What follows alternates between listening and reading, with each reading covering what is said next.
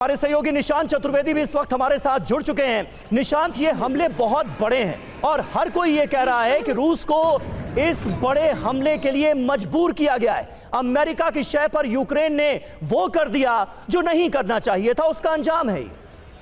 देखिए, आप जो बता रहे हैं इस वक्त की सबसे बड़ी खबर है आईसीबीएम यानी इंटर कॉन्टिनेंटल बैलिस्टिक मिसाइल।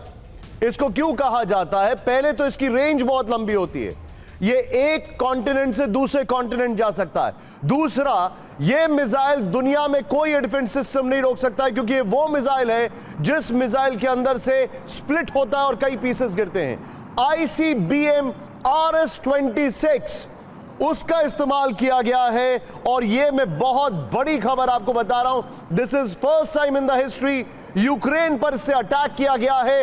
ये एक सिग्नलिंग भर नहीं है, एंड आई रिपीट, ये एक सिग्नलिंग भर नहीं है।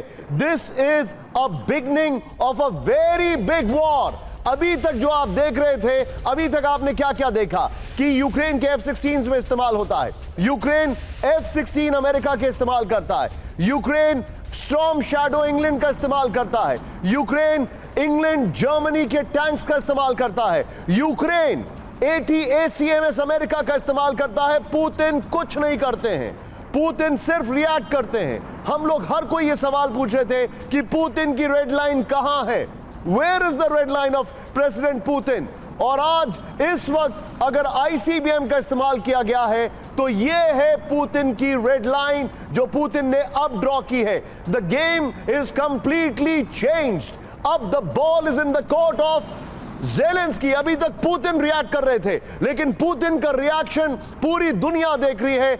आईसीबीएम नीप्रो पर सुबह 5 बजे उससे अटैक किया गया है। बहुत बड़ा विजुअल, बहुत बड़ी तस्वीर है। हम आपको कुछ समय में मेरे जो 4 बजे का शो है फुल एंड फाइनल में, उसमें और भी दिखाने वाले हैं। लेकिन Sameer, it doesn't get bigger than this. ये मैसेजिंग है कि आपने हमारी रेड लाइन को क्रॉस किया है। लेकिन ये वही आईसीबीएम है जिसमें न्यूक्लियर वॉरहेड भी लग सकता है।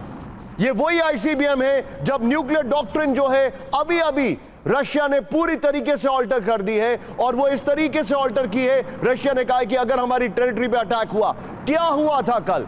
अटैक करना था, इनसाइड इंफॉर्मेशन थी, ATACMS से अटैक करना था कुर्स्क पर, लेकिन कहां किया गया? ब्रियांस्क में किया गया। कहां किया गया? बेलगोरोड में किया गया। कहां किया गया? वोरोनेज में किया गया। यानी कि कुर्स्क छोड़कर रशिया की अलग अलग टेरिटरी पे अटैक किया गया। इंटरेस्टिंगली टाइमिंग देखिए, और मैं इस टाइमिंग को मिडिल ईस्ट से भी जोड़ूंगा। टाइमिंग देखिए, परसों जब यह खबर आती है कि पुतिन डोनाल्ड ट्रंप की जो पीस डील है उसके लिए तैयार हो रहे हैं, डोनाल्ड ट्रंप की पीस डील पर तैयारी कर रहे हैं, तब ज़ेलेंस्की एकाएक ATACMS से अटैक करना शुरू कर देते हैं। परमिशन भले ही दे दी गई थी, लेकिन इतना तेजी से जैसे वो एजी थे, बैठे थे। यानी कोई ऐसा है जो नहीं चाहता कि पीस डील हो। इसको आप तुरंत कोरिलेट करिए, इसकी मिरर इमेजिंग करिए आप। मिडिल ईस्ट में क्या चल रहा है? पूरी पीस डील फाइनल हो गई है लेबनान के साथ, एक सीज़फायर डील फाइनल हो गई है। लेकिन क्या होता है? एकाएक नेतन्याहू कल रात में बम्बार्डमेंट कर देते हैं बेरूत पर, एकाएक बम्बार्डमेंट कर देते हैं सीरिया पर। यानी कि we are in a state of a war. इस चैनल पे हम वर्ल्ड वॉर शब्द का इस्तेमाल बहुत कम करते हैं, अनटिल अनलेस इससे इसको किसी ने कोट ना किया हो। लेकिन जब हम बात कर रहे हैं तो रशिया के TU बॉम्बर्स, वो भी 2 दर्जन से ज्यादा आसमान में हैं। आपको यह पता होना चाहिए कि यूक्रेन में कोई भी व्यक्ति, कोई भी इंसान वहां पर डिस्ट्रक्शन का फुटेज नहीं दिखा सकता है, इसलिए फुटेज आने में समय लगेगा। जब हम बात कर रहे हैं तो रशिया के Kalibr cruise missile carriers Black Sea में हैं। यानी कि Putin is going all out. मेरा सवाल है मनीष, मेरा सवाल है Sameer, where is Zelensky right now? क्योंकि ऐसी खबरें भी थी कि ज़ेलेंस्की अक्सर दिखाते तो कीव में थे, लेकिन ज़ेलेंस्की चले जाते थे पोलैंड में। अभी ज़ेलेंस्की कहां है? Back to you Sameer.